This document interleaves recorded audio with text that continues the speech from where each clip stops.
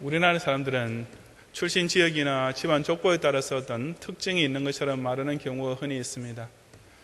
예를 들면 경상도 사람들은 성격이 급하고 서울 사람들은 깍쟁이들이다 라든지, 혹은 저는 무슨 뜻인지는 잘 모르겠지만 최 씨가 앉은 자리에는 풀도 안 난다 라는 따위의 말들입니다.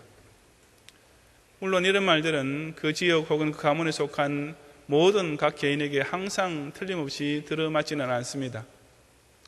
그럼에도 불구하고 그런 속설들이 생기게 된 것은 어떤 특정 지역이나 집안에 속한 사람에게 일반적으로 발견되는 특징이나 성격이 있기 때문입니다.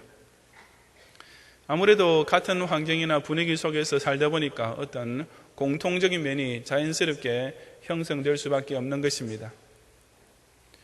오늘 본문은 장차 오실 메시아를 통하여 일어날 일에 대하여 하나님께서 스가랴 선지자를 통해 예언해 주시는 말씀인데, 1절에 보면 이스라엘에 관한 여호와의 말씀의 경고라. 여호와 곧 하늘을 펴시며 땅의 터를 세우시며 사람 안에 심령을 지으신 자가 가라사대라고 시작되고 있습니다. 여기서 이스라엘이란 예언서의 대부분 경우와 그렇듯이 바로 영적 이스라엘을 가리킵니다. 그 이스라엘이라는 말이 이어지는 본문에 보면 유다 장막, 다윗의 집, 예루살렘 거민 등의 다양한 표현으로 묘사되고 있습니다. 유다라는 거주 지역에 살고 있는 사람, 다윗의 집안에 속한 사람, 혹은 예루살렘에 거하는 사람, 이 모두는 어떤 특별한 혈연이나 지연에 속한 한 집단을 가리킵니다. 이어지는 1절 하반절에 보면 그런 이스라엘을 향한 구원을 선포하고 계시는 하나님께서는 당신을 가리켜 여호와 곧 하늘을 펴시며 땅의 터를 세우시며 사람 안에 심령을 지으신 자라고 스스로 일컫고 계십니다. 즉 하나님은 만물을 창조하시고 운영하실 뿐 아니라 각 사람의 마음까지도 오직 당신의 뜻과 계획을 따라 주장하고 계시는 절대 주권자시라는 뜻입니다. 이하의 본문에 보면 그런 하나님께서 바로 당신의 택하신 이스라엘 백성의 심령을 두 가지 면에서 똑같게 되도록 조성하고 계시는 것을 볼 수가 있습니다. 여기에서 유다 장막, 다윗의 집, 예루살렘 거민이란 오늘 신약 시대에서는 바로 교회 공동체를 의미합니다. 신실한 신자들로 이루어진 참된 교회는 같은 십자가의 혈통을 나누고 있을 뿐 아니라 같은 그리스도의 몸 안에 속한 지체들이 모여 있는 단체입니다. 다시 말해서 예수 그리스도께서 친히 모으고 계시는 우주적 무형교회는 실로 영적 혈연 및 영적 지연으로 똘똘 뭉쳐있는 아주 특별한 공동체인 것입니다. 그 결과 이 공동체에 속한 성도들 역시 어떤 공통적인 특징과 성격을 보유하게 될 수밖에 없습니다. 그렇다면 그 영적 공감대란 구체적으로 어떤 것이겠습니까? 이 시간 저와 여러분은 사람 안에 심령을 지으신 하나님께서 같은 다윗 혈통을 나누고 있는 영적 가족이며 똑같이 예루살렘과 유다라는 신앙 공동체를 중심으로 살고 있는 성도라면 과연 어떤 마음을 반드시 공유하게 하시는지를 함께 상고해 보고자 합니다. 참된 교회의 성도들은 첫째로 하나님의 구원 역사를 믿음으로써 반드시 세상을 이길 수 있다는 확신을 공유합니다. 본문 2절부터 9절까지 함께 봉독하겠습니다. 보라, 내가 예루살렘으로 그 사면 국민에게 혼축해 하는 잔이 되게 할 것이라. 예루살렘이 에워싸일 때에 유다에까지 미치리라. 그날에는 내가 예루살렘으로 모든 국민에게 무거운 돌이 되게 하리니 무릇 그것을 드는 자는 크게 상할 것이라. 천하만국이 그것을 치려고 모이리라. 여호와가 말하노라.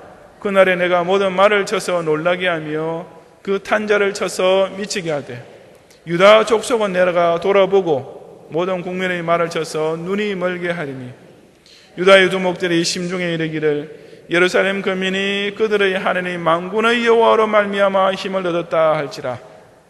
그날에 내가 유다 두목들로 나무 가운데 화로같게 하며 곡식단 사이에 횃불같게 하리니 그들이 그 좌우에 에워싼 모든 국민을 살을 것이요 예루살렘 사람은 다시 그 본 곳 예루살렘에 거하게 되리라. 여호와가 먼저 유다 장막을 구원하리니 이는 다윗의 집의 영광과 예루살렘 거민의 영광이 유다보다 더하지 못하게 하려 함이니라. 그날에 여호와가 예루살렘 거민을 보호하리니 그 중에 약한 자가 그날에는 다윗 같겠고 다윗의 족속은 하느님 같고 무리 앞에 있는 여호와의 사자 같을 것이라. 예루살렘을 치러오는 열국을 그날에 내가 멸하기를 힘쓰리라. 아멘.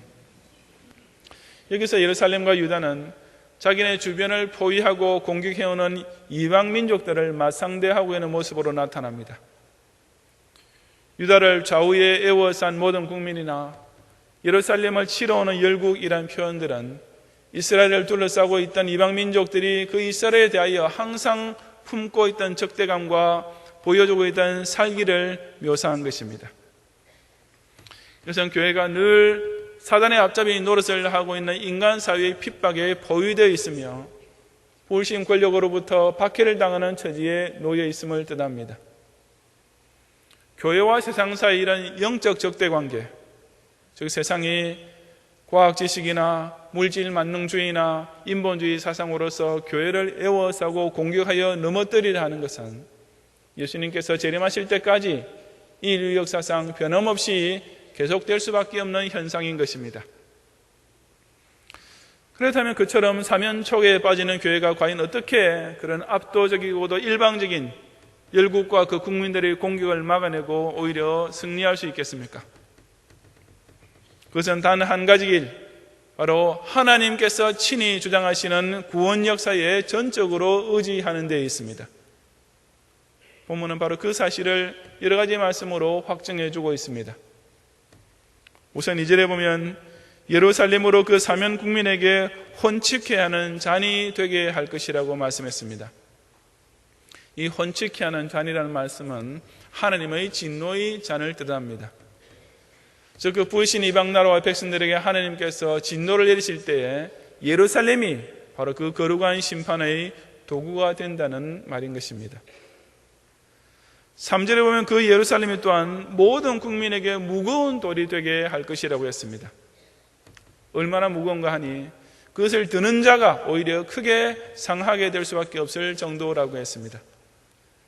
다시 말해서 비록 천하 만국이 다 모여서 예루살렘을 함께 드러내든지를 해도 그것을 드는 순간 그 예루살렘의 무거움을 감당치 못하고 한꺼번에 손을 놓아버리게 될 것이고 그 순간 그들의 발이 그 돌무게에 동시에 크게 다치게 될 수밖에 없다는 뜻입니다. 그 어떤 나라와 백성이든지 간에 감히 예루살렘을 치러 오는 열국은 이처럼 하나님께서 친히 멸하기를 힘쓰실 까닭에 이스라엘의 승리는 100% 보장되어 있었던 것이었습니다. 그렇다면 그처럼 하나님께서 친히 주장하셔서 교회로 하여금 항상 세상을 이기게 하시는 과정에서 그 교회에 속한 성도들의 심령을 어떻게 인도하십니까? 5절에 보면 유다의 두목들이 심중에 이르기를 예루살렘 거민이 그들의 하나님 만군의 여호와로 말미암아 힘을 얻었다 할지라고 했습니다. 저기 이스라엘의 지도자들은 자기 백성들이 하나님께서 친히 베푸시는 구원 역사로 인하여 힘을 얻는 것을 보게 될 것이라는 뜻입니다. 다시 말해서 이스라엘이 이방 민족의 침략에 대하여 승리하는 힘은 그 지도자들이나 백성 쪽에서 나오는 것이 결코 아니라 전적으로 하나님께로부터 주어진 것임을 유다의 두목들과 예루살렘 거민들이 함께 고백하게 된다는 말씀입니다. 7절과 8절 역시 같은 맥락의 내용이 이어지고 있습니다. 하나님께서는 먼저 유다 장막을 구원하신다고 했습니다. 그렇게 하시는 이유를 두고 다윗의 집의 영광과 예루살렘 거민의 영광이 유다보다 더하지 못하게 하려 하심이라고 밝혔습니다. 유다 전체는 그 수도인 예루살렘에 비하면 상대적으로 방어 상태가 약한 현실에 처해 있었습니다. 똑같은 유다인이라 할지라도 일반 평민들보다는 다윗 왕국에 속한 왕족들이 더 중요시 여겨질 수밖에 없었습니다. 그래서 세상의 장군들은 전쟁이 발발할 때 아무래도 변방보다는 수도를 더 중히 여길 수밖에 없으며 군대의 병력도 일반 국민들보다는 대통령을 위시한 주요 인사들의 신변 보호를 위해 더 많이 배치할 수밖에 없는 것입니다. 하지만 하나님께서 자기 백성을 구원하시는 전술에는 결코 그런 차별이 없습니다. 오히려 유다 장막 전체를 먼저 구원해 주심으로써 다윗 왕가에 속한 사람이나 예루살렘의 평민 거민들이 무슨 특별 대우를 따로 받을 만한 영광스러운 존재가 아닌 것을 명백히 하셨습니다. 왜냐하면 일단 유다가 구원을 받게 되면 그 안에 있는 예루살렘 거민들 역시 자연히 하나님의 보호를 받고 살아남을 수 있을 것이기 때문이었습니다. 바로 그 결과 8절 하반절 말씀대로 그 중에 약한 자가 그날에는 다윗 같겠고 다윗의 족속은 하나님 같고 무리 앞에 있는 여호와의 사자 같게 됩니다. 즉 일단 하나님의 구원을 받게 된 유다 백성이나 예루살렘 거민은 그 중에 아무도 약한 자가 있을 수 없으며 모두 다 다윗 왕과 같이 존귀하게 대접을 받고 강한 존재가 되는 것입니다. 바로 이런 확신을 가지게 될 때 그 유다의 지도자들은 마치 나무 가운데 화로같이 곡식단 사이에 횃불같이 유다의 좌우를 에워싸고 있는 이방 세력을 순식간에 불살라버리는 놀라운 승리의 능력을 발휘하게 될 것이었습니다.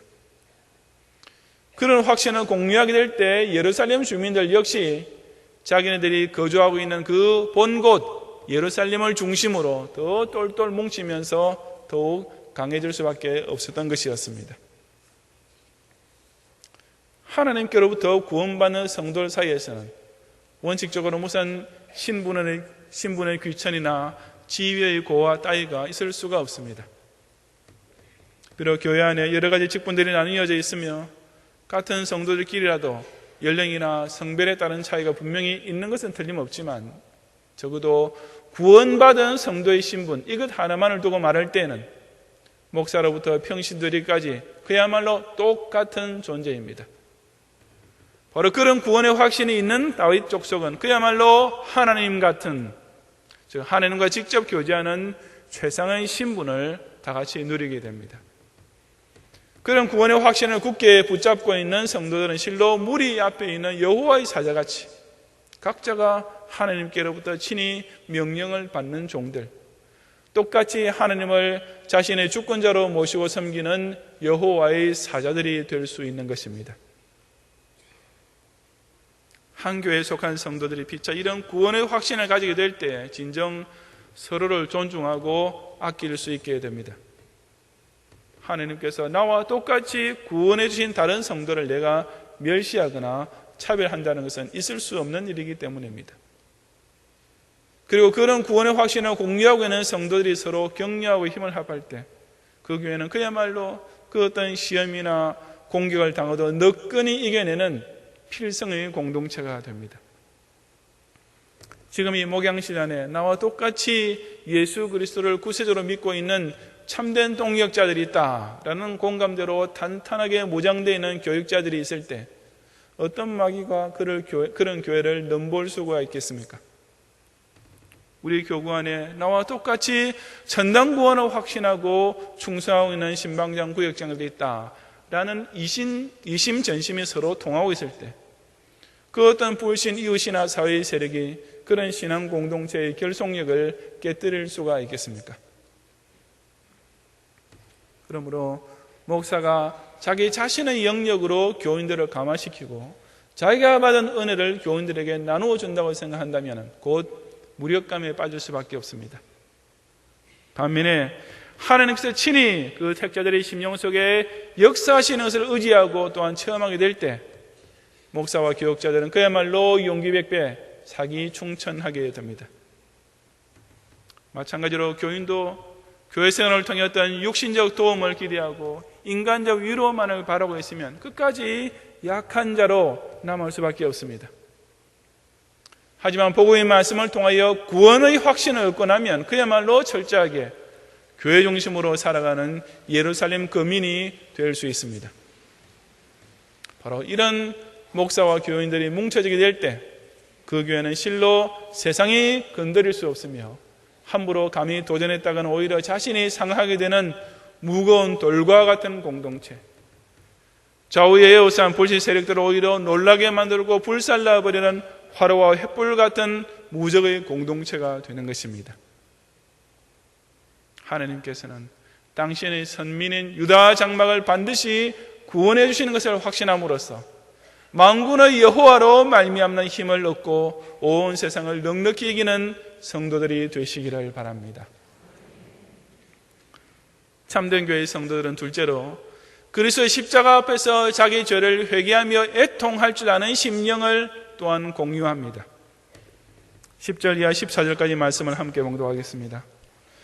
내가 다윗의 집과 예루살렘 거민에게 은총과 간구하는 심령을 부어주리니 그들이 그 찌른 바 그를 바라보고 그를 위하여 애통하기를 독자를 위하여 애통하듯 하며 그를 위하여 통고하기를 장자를 위하여 통고하듯 하리로다.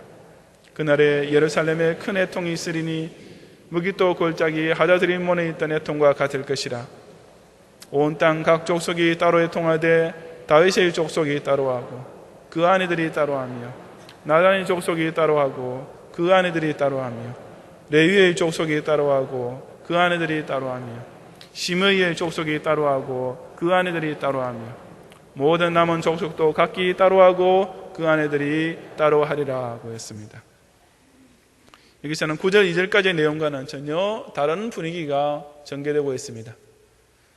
지금까지 다윗의 집과 예루살렘 거민에게 구원의 확신과 승리의 힘을 내리시던 하나님께서는 이제 은총과 간구하는 심령을 그들에게 부어주고 계셨습니다. 그것은 곧 애통하는 심령, 즉 자신이 지은 죄를 생각하며 회개하는 심령이었습니다. 그런데 이어지는 10절 하반절은 더욱 놀라운 말씀을 예언해주고 있습니다. 즉 그 애통은 바로 그들이 찌른 바 그를 바라보고 그를 위하여 애통하는 것이라고 한 것입니다. 여기서 두말할 것 없이 그 유다 족속과 예루살렘 거민들이 장차 그들 자신이 십자가에 달아 죽게 만든 예수 그리스도를 바라보며 애통하게 될 것을 가리킵니다. 예수님을 십자가에 달아 죽이라고 소리쳤던 유대인들 중에서도 일부는 나중에 이런 애통의 회개를 한 사람들이 있었을 것입니다. 하지만 그처럼 십자가 사건에 직접 연관된 유대인이 아니라 할지라도 참된 성도들은 이런 애통을 똑같이 하게 되어 있습니다. 왜냐하면 예수님께서 그처럼 십자가에 달리시고 찔리심이 바로 우리의 허물을 인함이며 그처럼 상하심이 바로 우리의 죄악을 인함인 것을 깨닫기 때문입니다. 참된 성도니처럼 예수님께서 바로 내 죄 때문에 그토록 큰 고통을 당하셨다는 사실에 대하여 실로 애통할 줄 알아야만 합니다. 자신의 죄를 두고 슬퍼하며 통곡할 줄 모르는 자에게는 그 죄를 용서하고 구원해 주시는 은혜에 대한 감격도 결코 따라올 수가 없는 것입니다. 그런 참된 회개의 애통은 마치 독자를 위하듯 장자를 위하여 통곡하듯 하는 것이라고 했습니다. 사람이 인생을 살며 슬퍼하며 울 수밖에 없는 경우가 여러 가지 있겠지만 그 중에서도 자기 독자나 장자를 잃게 되었을 때의 통곡이야말로 그 최악일 것입니다. 즉 여기서 말하는 애통이란 사람이 상상하거나 인생을 통해 체험할 수 있는 가장 큰 애통을 가리킵니다. 이것은 곧 사람이 예수 그리스도의 십자가를 바라볼 때 자기 평생을 통해 가장 고통스럽고 괴로운 애통이 나와야만 한다는 뜻입니다. 그래서 그 애통은 무기또 골짜기 하다드림몬에 있던 애통과 같을 것이라고 한 것입니다. 이곳은 이스라엘의 덕망 높고 경건했던 요시야 왕이 전사한 장소였습니다. 그 요시야 왕을 지극히 아끼고 존경했던 모든 이스라엘 백성들이 그의 죽음 앞에서 다 크게 애통할 수밖에 없었습니다. 그렇다면 더욱이 예수 그리스도의 죽으심은 세상의 그 누구와도 비교도 안 될 정도로 지극히 훌륭하고 위대하고 존귀하고 사랑스러웠던 예수 그리스도께서 십자가에 달려 돌아가신 일은 그분을 자신의 왕 중의 왕으로 모신 백성된 자라면 실로 가장 크게 애통하지 않을 수 없는 사건이 아니겠습니까? 또한 그 애통은 각기 따로 하는 애통이라고 했습니다. 12절 이하 마지막 절까지 보면 이 따로라는 말이 여러 차례 반복 강조됩니다. 그 애통은 각 족속들이 따로 하는 것이었습니다. 다윗 족속과 다윗의 아들 나단 족속 같은 왕족들 역시 각자가 따로 하는 애통이었습니다. 레위 족속과 레위의 자손 시므의 족속 같은 제사장 족속들 역시 각자 따로 해야 할 애통이었습니다. 그 애통은 그처럼 지도자된 위치에는 자들만 하는 애통이 아니라 모든 남은 족속들 역시 각자가 따로 해야만 할 애통이라고 했습니다. 같은 족속, 같은 집안이라도 남편과 그 아내들이 또한 따로 해야 하는 애통이어야 한다고 했습니다. 하나님께서는 다윗집과 예루살렘 거민 각 사람들의 심령에 바로 이처럼 자신의 죄를 회개하는 애통과 그 죄를 용서해 주시기를 간구하는 심령을 부어주실 것이라고 하신 것이었습니다. 흔히 남자는 일생에 3번 눈물을 흘린다는 말을 하지만 사실은 남자나 여자나 딱 한 번은 반드시 흘려야만 할 눈물이 있습니다. 그것이 곧 자기 죄를 자복하면서 흘리는 진짜 뜨거운 눈물입니다. 참된 교회에 속한 참된 성도는 단 한 명의 예외도 없이 예수 그리스도의 십자가 앞에서 바로 이 뜨거운 눈물을 흘릴 줄 아는 똑같은 감정을 공유하게 되어 있는 것입니다. 그처럼 자신의 죄를 회개하는 동안 성도 각자가 따로 드려야만 합니다. 그래서 목사가 주일 예배 시간에 목회 기도를 하면서 사죄의 간구를 올리는 것으로 대치될 수가 없습니다. 그것은 금요 철야 기도회나 새벽 기도회 시간에 공적 기도 제목을 두고 함께 나누는 합심 기도로 때워질 수 있는 것도 아닙니다. 그것은 남편이 아내를 위하여 대신할 수도 없고 부모가 자식의 몫까지 도맡아 해줄 수 있는 것도 결코 아닙니다. 참된 애통의 회개는 어디까지나 하나님과 나 사이에서 1대1로 반드시 일어나야만 하는 것이기 때문입니다. 그리고 바로 이러한 애통 속에 진정한 은총이 충만하게 됩니다.